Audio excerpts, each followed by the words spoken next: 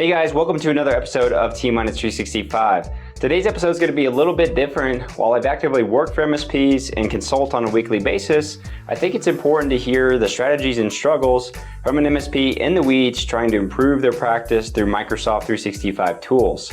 So for that reason, today's episode is going to be an interview that we conducted with a progressive MSP down in Austin, Texas called GCS Technologies. And in this episode, we unpack a lot of great nuggets around standardizing to Microsoft 365 security tools like Intune replacing RMM. We unpack monetization strategies for continuous security improvement, building a client engagement model built around education, and much more. So definitely a lot to unpack here, but let's go ahead and dive into this wide-ranging conversation with AJ and Shane from GCS Technologies.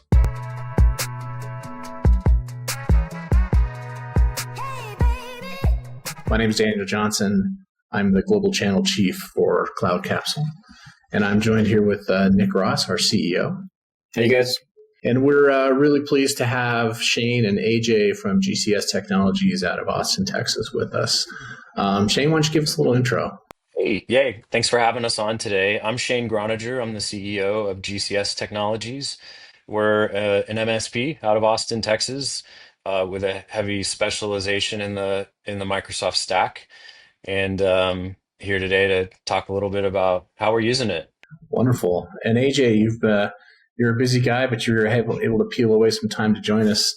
Tell us a little bit about your role there at GCS. Yeah, I'm AJ, and I am the Director of Security Operations at GCS, and my primary role is the building and management and daily operations of our cloud security team, which focuses on Microsoft 365 security stack. That's wonderful. Shane, tell us a little bit more about the practice. So, I know you guys are based in Austin, but tell us a little bit about, some of the markets you focus on, kind of your journey up till now, and just tell us a little bit more about the team. Sure. Well, we're celebrating 25 years in business this year, which we're pretty proud of. So been around a long time. I guess we'll kind of start from the beginning quickly. Like a lot of others in our industry, we started off by offering help desk services and essentially being the IT department, right, for small or medium-sized businesses in Central Texas, or an extension of the IT department for those bigger companies that had some kind of internal IT footprint. And then over the years, we brought things like virtualization, cloud, and now cybersecurity to our clients. And our focus really in the last 5 to 10 years has shifted more from not just keeping our customers up and running, but keeping them secure and compliant. And so we are really evolving more into an MSSP, a managed security service provider. But we have 25 years of MSP experience and a big team that can do all the infrastructure and support kind of lifts. But really we took a hard shift away from all these point solutions about 5 years ago and fully adopted the Microsoft 365 security stack. And so we built a managed security practice around that and brought it to our customers, kind of met them where they were because most of them were already in Microsoft 365. And we've never really looked back, and we've definitely been unique amongst some of our peers that we meet with regularly in the MSP space, because we don't use traditional RMM tools. We don't use a lot of the traditional, point solutions that many of our peers are using. So we, turned the Microsoft corner and really haven't looked back. We often say we're unapologetically Microsoft. We really have had great success with a lot of their tools, and so and AJ and his team have really helped us deliver this to our clients in a meaningful way. So Yeah, no, that's awesome. It's hard to do, but I also think, a lot of great models from that as well, just in the sense of reducing your operational overhead in a lot of ways, getting people streamlined. And, there's a lot of great security considerations, obviously, with the Microsoft stack that you can get into there that requires a lot of investment initially to learn it, to keep up with it, and so forth. But certainly something that plays into where I saw success also, at the MSP that I worked at called Summit Technology, where we were just focused on Microsoft stack as well, too. But one thing, we've been working together now for a little bit since you joined Cloud Capsule and have started using that product. But outside of that, one of the things that I've recognized that you guys do very uniquely is just how you talk to your customers and the way that you approach security and compliance conversations with them to get them invested, to get them interested. Up to the point where, when AJ brought to me that he was screen sharing, security topics, data within their tenant, and kind of walking them through that and walking them through a continuous improvement plan, I said, hey, that's really unique. Like, I don't see that too often where customers are really bought into that layer or interested. And I think AJ has some unique qualities that, garners those customers onto the tenants or onto those calls, I should say. But would love to hear from you and you guys both just on, how does that look for you today? Like all the way from trying to get new customers through the door into, the weekly, the quarterly talk tracks that you have with them about security and compliance. Sure. AJ, let me kick this one off, and then I'll let you kind of walk through, some of the things, the magic that you do in some of these meetings. But yeah, the client engagement model is like super important because we're not just buying tools here. We're buying process and frameworks and uh, services around it. And so we tell clients often, yeah, you can buy this stuff, but you need somebody to help you tune it and tweak it and monitor it and manage it. And yeah, things deteriorate over time, right? We know the threat landscape's moving a mile a minute. And so we have to also keep up with that. Microsoft is making constant changes, right? And so we're also having to keep up with that. And so we really almost demand that our customers engage with us all the way up to the board level if they can, but up to the executive level, and that they take these meetings with us. And that's a really important component. I think, having the right people in front of our customers, like AJ and the team as well, to help them understand what they're paying for, but really showing them the results. And I think we're outcome driven, right?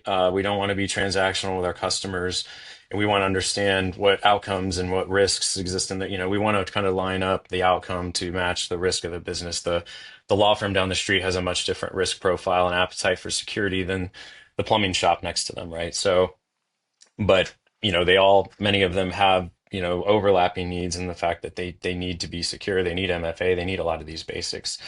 And so anyway, that client engagement model has been really important. And for those clients that do engage, they really we're able to get a lot further and a lot like deeper and wider with them. So AJ, yeah, do you want to talk through a little bit about what you cover in those meetings and how you talk to customers? So, well, the meetings have evolved, of course, as our product has evolved. When this first started, I was just sending emails to people and filling them full of all kinds of information I wanted to explain. But we evolved it into a security call. They're usually monthly or quarterly, and we go through a lot of things. I can remember the days of having 30 tabs open ready for a call just so I could talk the client from start to finish. And I would go through access management and PIM, get into risk detections, identity secure score, go through their licensing and do a licensing review to see, are we overspending on licensing or are there people that don't have the right licenses?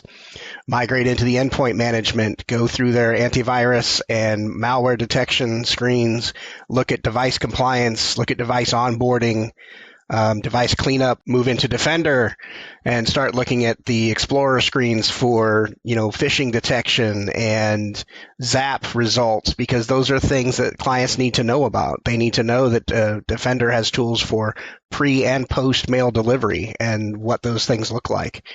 I'd go through their protection policies, their threat policies. In the days of the old Cloud Capsule, not Cloud Capsule, but Defender for Cloud Apps portal, we'd migrate into there. Now that's all in Defender, but just give them a soup to nuts review of everything that's going on. And what I found doing that is most people had no idea how much Microsoft actually had in the way of security tools, and how much we were utilizing what was there to protect them. And it created a lot of value, even when they didn't understand everything I was saying.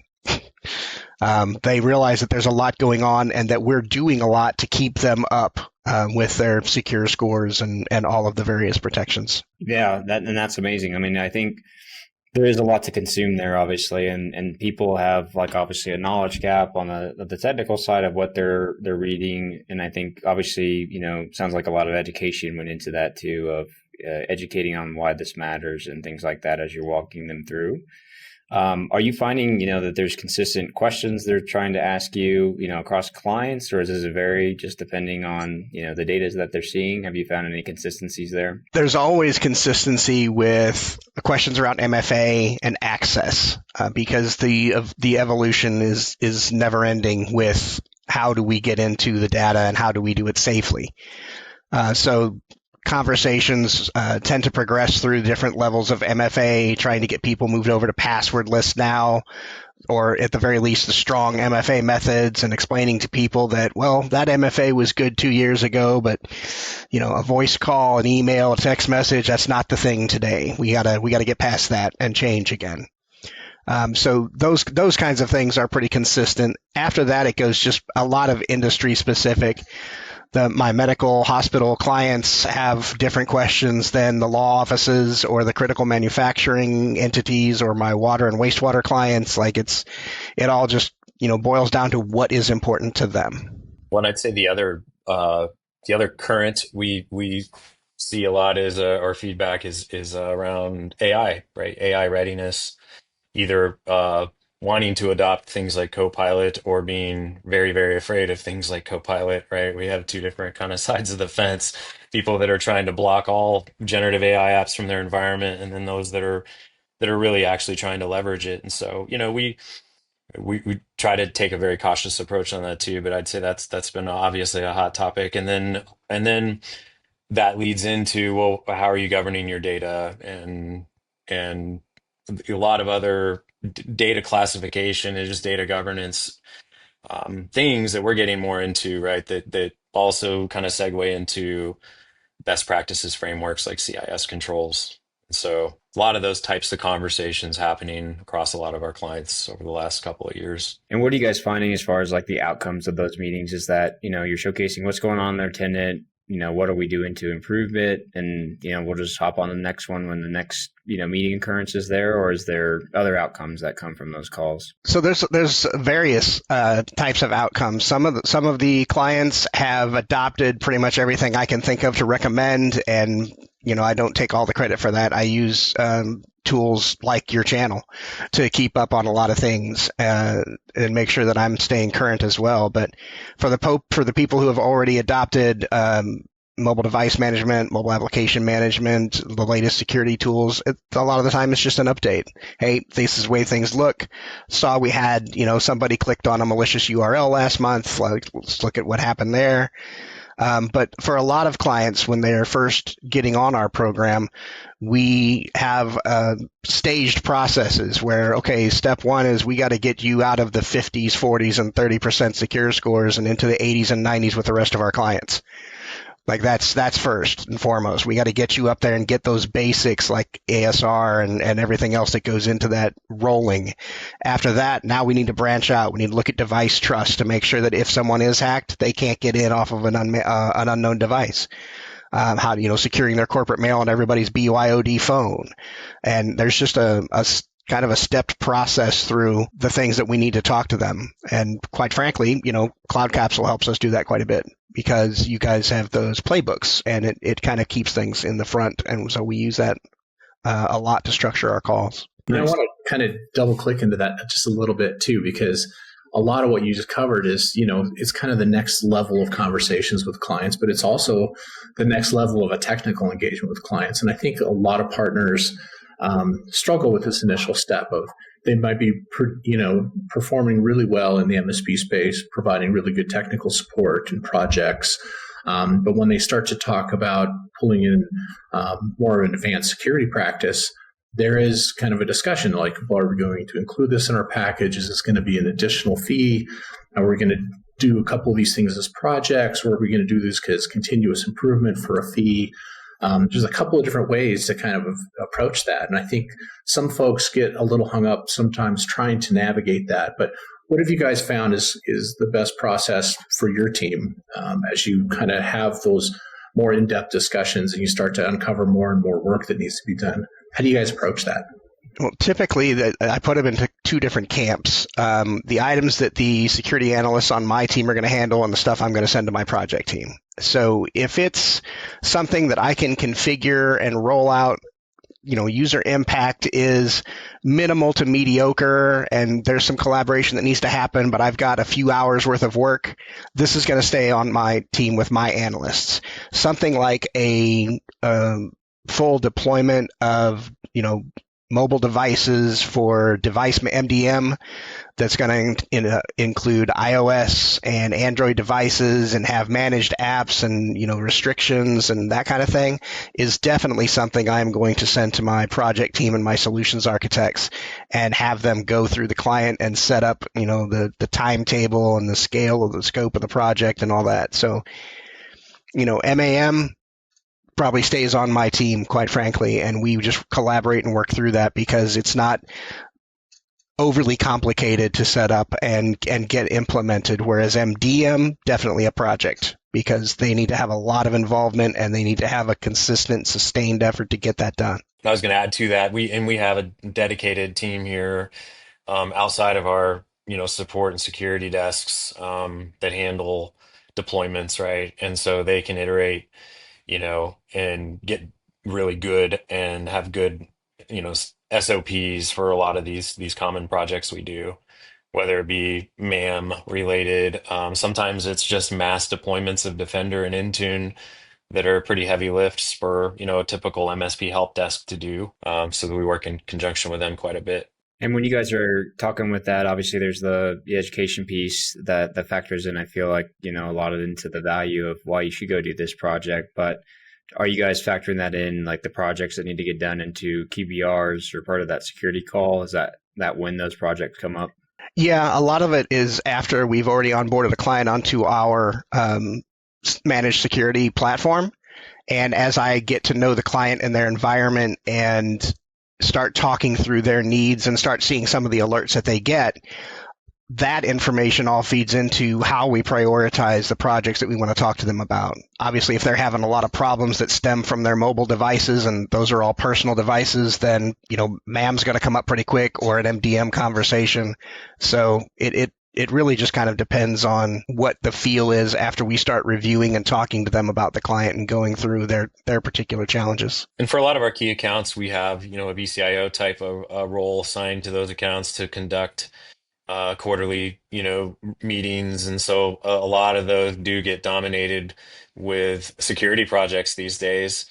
As we've seen a lot of people move to cloud and adopt things like 365 or public cloud services, like they don't have this need anymore for the on-premises piece. And so the roadmap isn't the, traditional infrastructure refreshes that we did for a long time. It's now security improvements and even getting into things like managed compliance. So yeah, that makes sense. I mean, I suspect you're probably seeing some of your reactive tech support time go down on those accounts too, because they are, embracing more of the modern cloud model, right? That's right. Yeah. Yeah. There's a balance point there. There's a little more sophisticated security sometimes has a little bit of a lift, but overall, some of the reactive tech support seems to kind of be lessened a bit, or replaced sometimes with the the alerting, because now we've got a lot more visibility into what is happening in the environment, and so we're responding to things that before they may not have ever been able to see because they didn't have the licensing or the security tools in place. Well, that brings up a great question I was going to ask too. As you're having those vCIO calls, and as you're walking folks through some of that security engagement, what types of information are they interested in seeing? Are they looking for reports? Are they looking just for assurances and roll-up data? Or give us a feel for what your clients are asking. So they're always interested in visuals. A picture's worth 1,000 words. And when those of us familiar with Microsoft will know that if you walk someone through 25 different tabs that have different portals from Microsoft 365, you're going to lose the audience. It's a challenge. They don't know what they're looking at. There's a lot of white space on the screen. There's a lot of little bitty writing. There's a lot of graphics in there to show them, but that's what the majority of the clients that I interact with want to see is a picture that shows how well they are secure. And again, we use, your tools for a lot of that, being able to show them their secure score in a better or more understandable way than what the Microsoft portal shows. But, being able to give them a readout or an indication, green, red, and yellow of how am I doing on my device security? How am I doing on my users? How am I doing on my MFA? These are the things that they really want to see, that they have a firm grasp on and an understanding of. Yeah, it makes sense. And we've heard, I think that's why it's unique of what you guys do. Of there's some clients obviously they say, "Hey, go take care of it. I don't want to hear about it." And there's that whole situation where it's harder to provide value, where you're just seen as like, "Hey, I'm paying you to go do this," and things like that. I think there's ways to position that, but we hear that a decent amount of the value translation of all the things that aren't a support ticket that's reactive, and how do you kind of express that. And I think you guys have done that uniquely here. One of the other things I think that you guys have somewhat turned into a monetization, but also accounting for labor, is like blocks of hours to go do continuous improvement and be able to fix things, but be able to factor that in where you're still handling your cogs of your team, AJ obviously, and the rest of the team being able to go in there and make these updates that naturally are going to occur day to day, or Microsoft's going to change something that they always do that causes a ripple into our organization. So I don't know if you could speak to that too, just like how you guys thought about that and how you communicated that more so to your clients as well, of the value add in that work stream, if you will. Sure. So we tell our clients, and obviously we do this, that we're going to perform a monthly audit on a monthly cycle rotation for them. And from that initial audit where we go in and look at the tenant and compare to last month and look at like current results, we have very, very specific things we're looking for. We then generate a prioritized work ticket for that month. Now that ticket is going to have things that we saw during the audit, but it's flexible because using tools to be able to look at the day-to-day changes in the tenant have become critical, and being able to go in and say, hey, 3 days ago, that didn't look like that. We need to reprioritize our efforts for this month and then flex our ticket a little bit has really been kind of our bread and butter process. And we communicate that process to the clients that we're going to be doing that, but we also show them a lot of the times during the calls, initially we prioritize this because we're looking right here and I'm showing it to you. This is what we saw, but you had an alert come up, you had a risk of an AITM attack, and so we reprioritized some things and flexed to cover that situation. Yeah, and the continuous improvement is such an important part of this, which is why we include, a bucket of time. We include time into this service, right? And it's not just time to monitor alerts and just wait for something to come in. When we're not playing defense, right, we're playing offense. And so we're going in and patching, and we're doing vulnerability management, right? We're doing proactive fish testing and pushing out security awareness training, and AJ and the team looking at all these different components. If you think about a traditional MSP, right, they go in usually and try to be the IT department, right? And so it's a big fixed fee contract that really includes everything. It should hopefully include security, but it includes all of the end user support and desktop support and all of those things. What we find though is that we meet a lot of customers that have some internal footprint, right? We do a lot of co-managed. And so they don't really need us to come in and do that piece, but what they all almost unanimously need is help on the security side. And so we kind of we go in on the opposite, or we go in, and our model is, yes, it's a fixed fee, and yes, there's time baked into that, much like a traditional MSP contract, but that time is exclusive for security. And we're not asking for permission to go bill hours to go do these important things. We know the important things that have to get done, regardless of what industry you're in or what size your tenant is.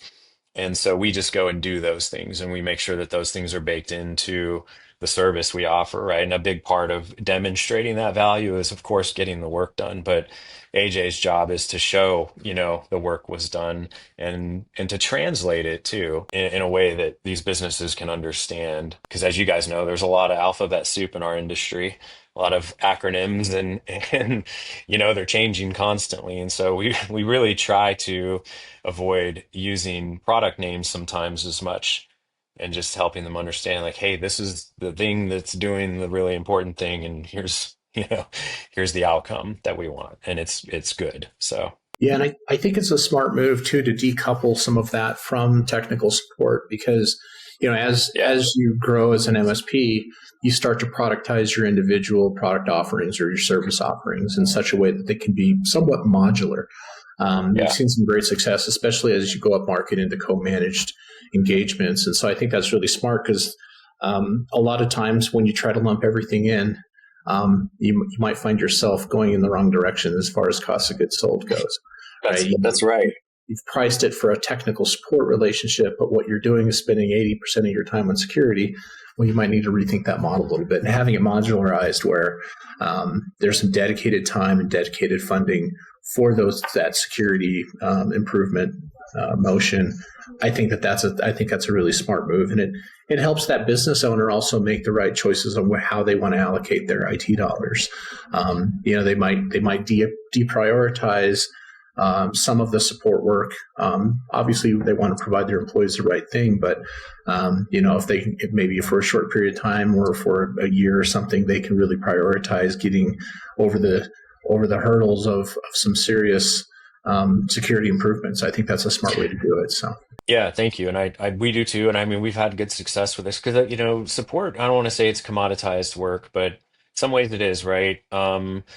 Fixing computers, wiping machines, just troubleshooting. I mean, it's a very important skill set that we staff here, right? So I don't want to demean it in that way. It's just that when it comes to security, you need innovation, and you need people that are really on their game and keeping up, right? And have a good security stack. We're not saying Microsoft's the only way to do it, but it's the way we do it, and it's a really good way to do it, is our opinion. And it's not just our opinion, obviously, but we really, I think we go in and our base requirement is, step one is that module of security.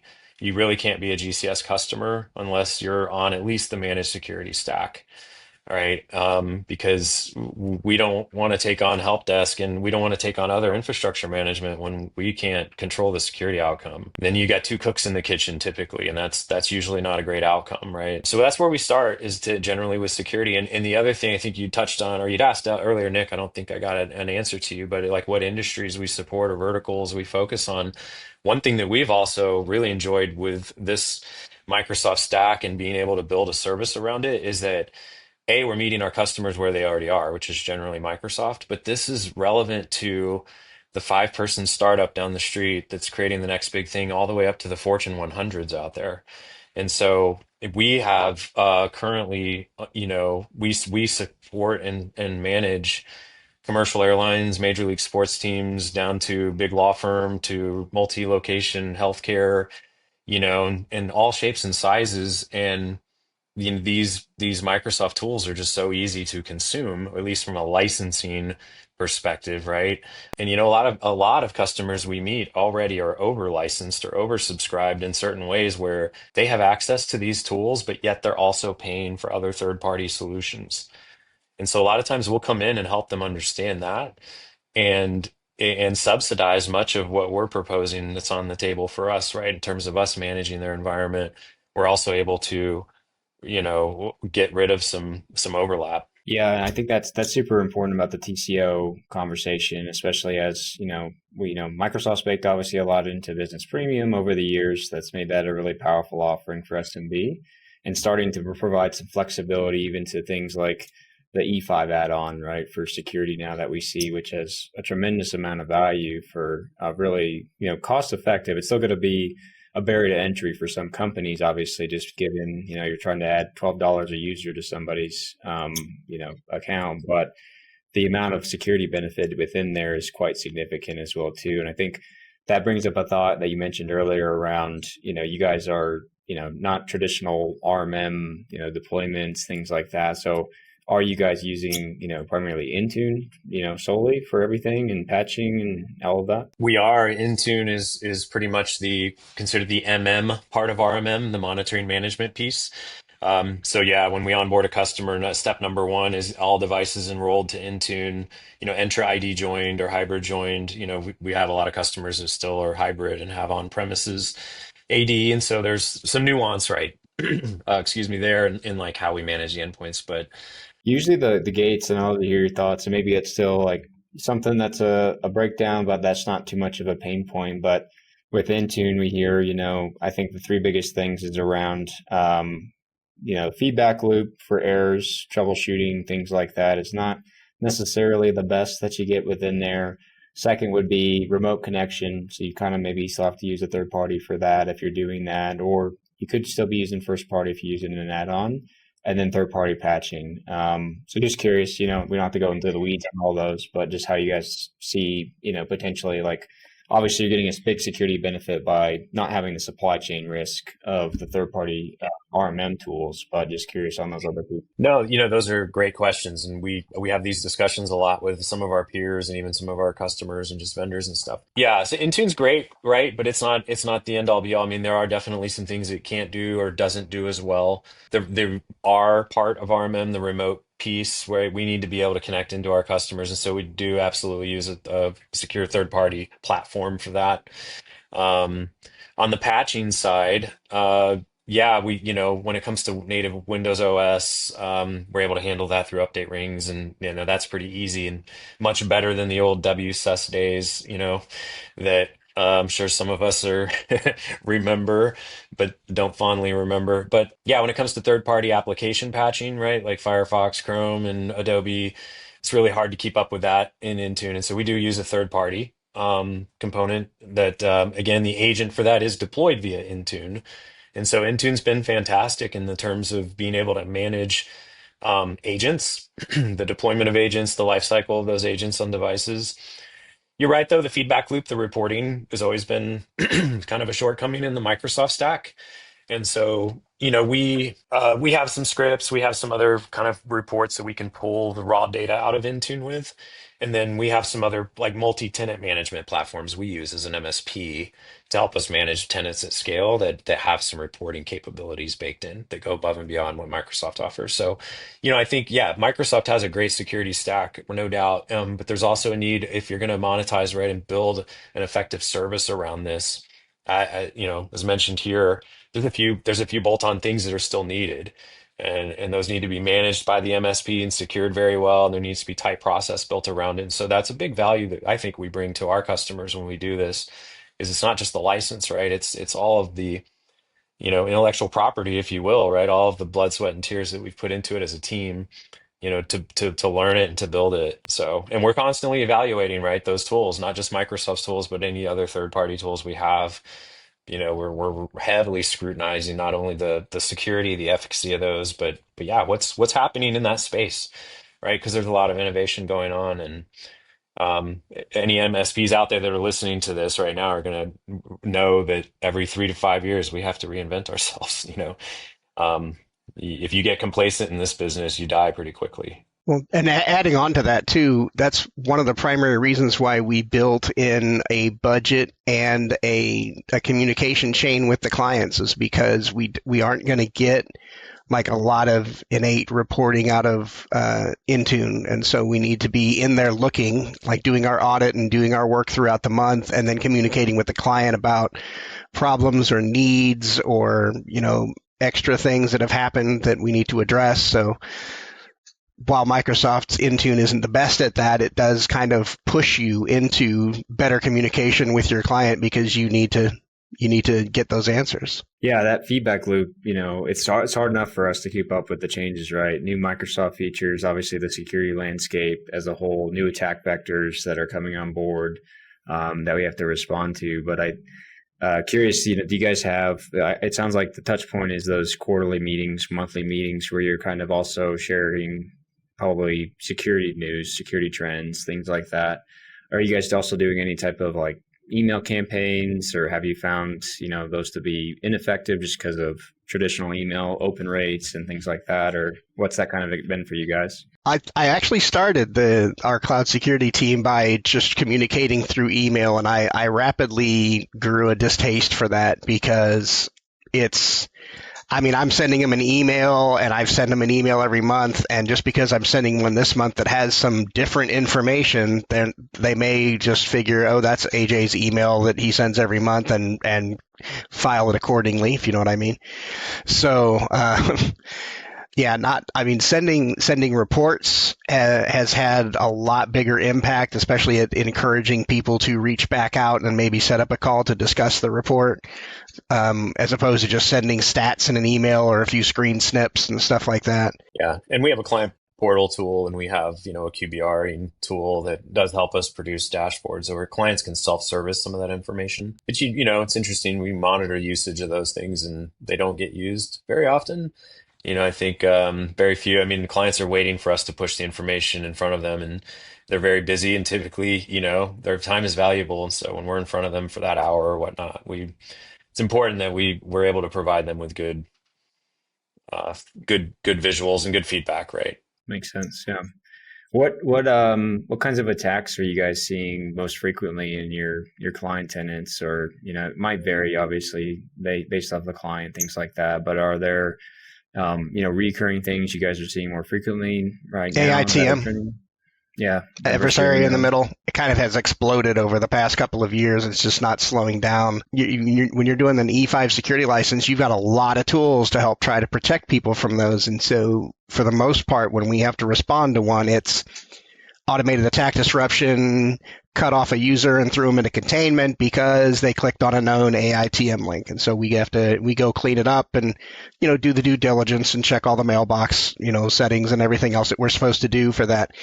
But that is probably one of the biggest issues is a malicious URL click or a suspected AITM connection or a ransomware connection, because we do monitor the FBI, NSA, CISA communications for information about large scale ransomware attacks that go on across the world, and we import their indicators of compromise, their IOCs, and deploy connectors in our tenants, in our client tenants, to prevent those types of attacks. So we do see, a lot of hits on that, depending on the client.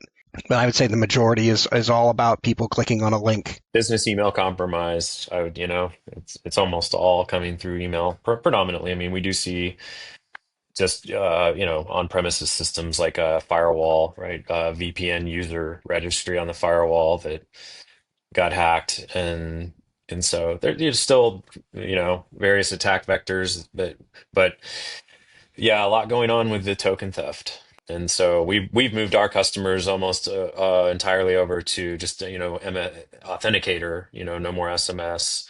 And then we're also moving to Windows Hello ourselves and going passwordless soon, and YubiKey potentially. And so we're always trying to reduce that attack surface, right? Every step we can. But yeah, what does the communication look like to the client? Like, as you guys are doing incident response on those, is that something that you have formal channels with each client to communicate to a couple individuals, one individual, or is there awareness spreading after the incident has been concluded and remediated? Just curious, how it looks today for you guys. For most clients, we have like an established point of contact and maybe a couple of backup people, depending on the size of the client. And that's who I typically hold the security meeting with, is my point of contact, and whoever else decides to join. But once there's an incident, step one is secure it, lock it down, shut it off. Step two is figure out why it happened after it's cleaned up, and then, communicate to the client. So, we have our channels that we use to talk to them. And quite frankly, it'll oftentimes bring us right back around to security recommendations that we've been making in their meetings. Is, hey, you had this AITM, click, and we've got that remediated. But if you'll recall, 2 months ago, we brought up, setting up some device trust configurations so that this kind of thing would be cut off at the knees. Even if they, stole everything out from under your user, they're on a device that's not known and they're not getting in. And so we just kind of tie it right back around to, let's improve our security because this happened. This is telling us we need to do better. Yeah, that's a great feedback loop. And I think that's, a big focus of what we're trying to look at too, which is just, shifting from a reactive approach to posture management, kind of just stopping things before they become something you have to go and remediate versus getting a ton of alerts and tickets to go handle things as well. So it's great that you guys, I think that's doubling the value of, hey, we talked about this, we've been educating, this actually happened, and your tenant, if they're not ready to pull the trigger on the project or, the larger actual remediation steps that might be a little bit more end user impactful in those situations too, where you do have to communicate, you do have to plan, you do have to pilot test before you guys roll things out in that sense too. So no, that's really, really good to hear. And also I do probably, I consult still a lot, and I hear it probably from one MSP almost every week now is like, hey, we're dealing with this incident, or, we need you to help walk us through what we should be looking for, post breach to kind of clean up for persistence techniques and things like that as well too. No, I think you said it well though. We're really a posture management service, right? Is what we're doing. It's not just reactive, like waiting for alerts to come in and just setting and forgetting the tools like many other tend to do sometimes. So I imagine that also sets you up for exploring some new solutions. I know that no conversation would be complete if we didn't touch on AI just a little bit.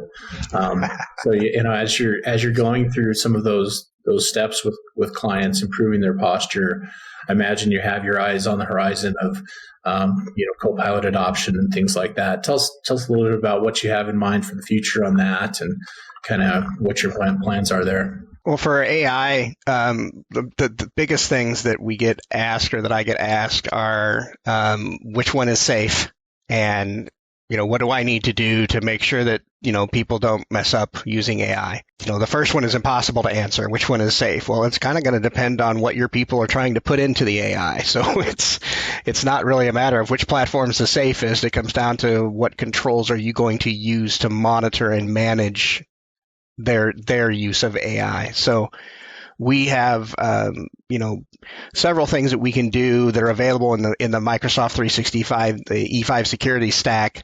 We can use cloud apps to put up an implicit deny on generative AI and just allow the 2 or 3 in that the company has approved for use, and that cuts down a lot of the threat landscape right there. Just layering it down to the 1 or 2 or 3 that they're okay with.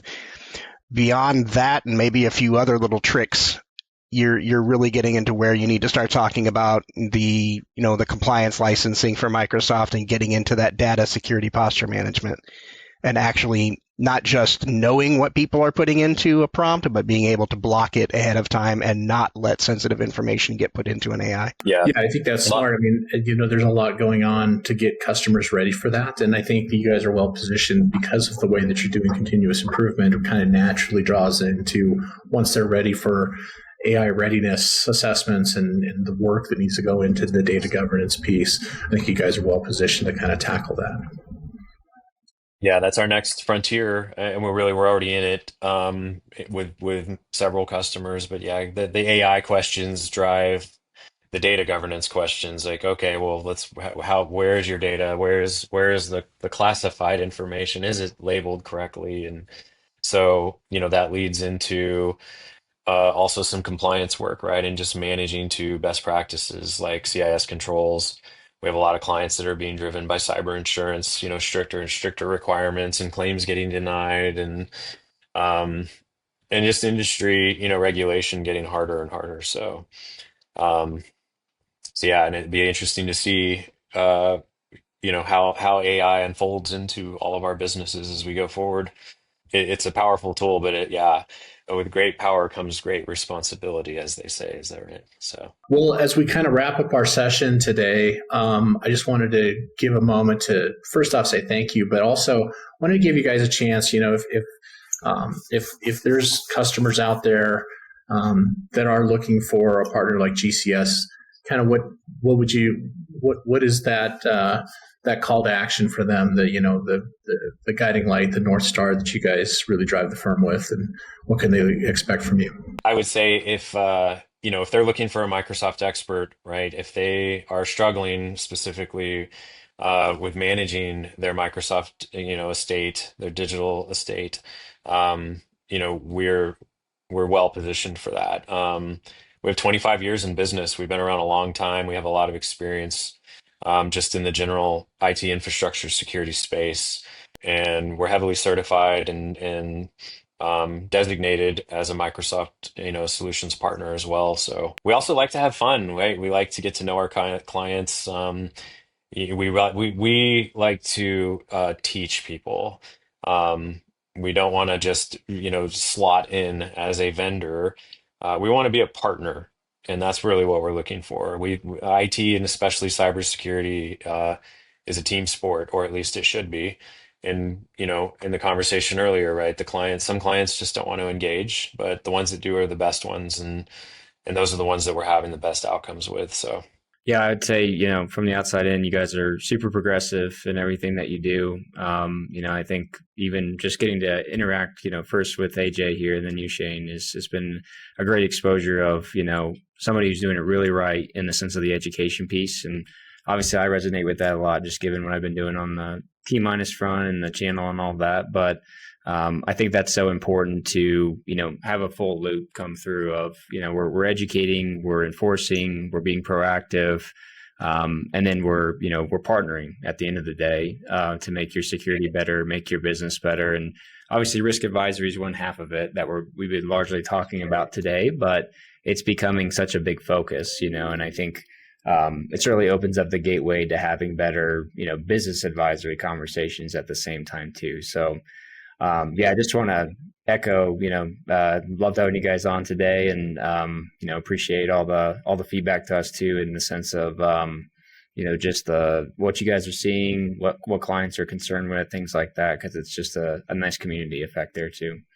Yeah, and I just wanted to also say thank you Really, guys for all the good product feedback that you've given our team too. It helps us as we we try to drive some of our feature releases based on feedback that we get from partners. And you guys have been a very active partner in that regard. So we really appreciate it. Well, and as the critiquer, I will say, and I'm sure Mike or Nick's development staff loves the fact that I'm the critiquer, but you guys are exceptionally responsive, and I will brag. I actually made a feature request on your Cloud Capsule and saw the feature implemented by the end of the same day. Now, I don't want to promise that to anyone else because I know the development guy and he will throw stuff at me for saying that out loud. But I have seen responsiveness like that, and that's beyond like a vendor relationship. That's a partnership. That's just working together to figure stuff out that makes the tools and the end result better. yeah. We really like what you guys are building over there, and your teacher mentality kind of aligns with us in a lot of ways. And a final shout out to you, Nick. I mean, back to the learning thing and just getting information out in the community. I know you started T-365 back in 2020-ish. And as we were really trying to build a service around these Microsoft tools, there was very little information out there, even from Microsoft directly. And some of these platforms were evolving so quickly, but you were putting out some really, really relevant content, geared towards MSPs. I mean, you were speaking directly to people like me. And so, yeah, we really appreciate you just putting that content out for the public to consume. I think I may actually have some comments in some of your videos from like September, October 2020, like asking questions about stuff in Intune, or how does the hybrid join piece of this work with that? And so anyway, really appreciate the continuous content you guys are putting out there, and we're consumers of that as well. And I mean, look, it's you got to talk to peers, right? You got to get feedback from customers. You got to be curious. You got to be out there learning, and learning in a lot of different places, and there's a lot of great content creators like yourself on YouTube that are, I think, moving the needle and putting some valuable stuff out there. So I'd encourage anyone who isn't familiar with your channel to dive into some of the content you've created and start following these folks. Appreciate it. Yeah. That's an atomic habit, but it's been extremely rewarding, and it's good to get a snowball effect from it of, people chiming in. When I post about those pieces of content, I immediately think like, oh, I wish I'd posted about this before to make the video better with everybody's input on what they were doing. But no, it's been great, and looking to keep building it up here as we expand as well. Love it. Well, we love the collaboration and the feedback loop we're getting from you guys too. And so this is great, and yeah, look forward to doing a lot more. So Well, we really appreciate you sharing your story with us, with all of our partners. Community and partner community is very important to success, just like you're saying, Shane. We all have to compare stories and share best practices, but also just we're kind of all in it together for the benefit of our clients. So really appreciate you guys being part of our partner community, and we look forward to having you on some future partner calls again. Thank you. thanks a lot, gents. Yeah, really enjoyed it. Thanks, everyone. Awesome. See you guys. See you later. Bye.